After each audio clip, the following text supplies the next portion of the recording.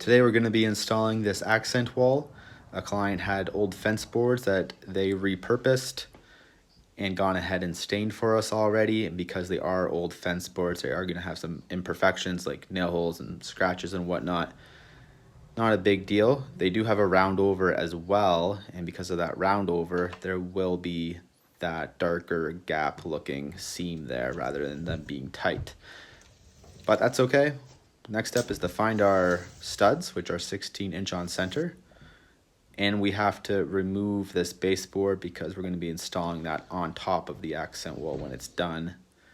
Once I have all the studs marked out, I can begin by installing the first piece, which I'm going to be doing at the ceiling, so I can start with a full width.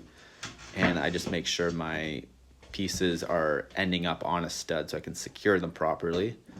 I'm using a 16 gauge nailer here, so it's a bit heavier than an 18 gauge. Because it is real wood, I just like using something a bit heavier.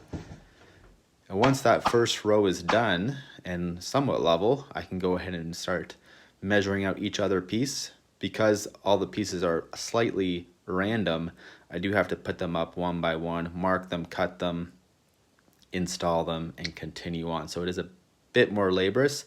I am doing a random pattern here, just looks a little more natural than having a staircase or a zigzag.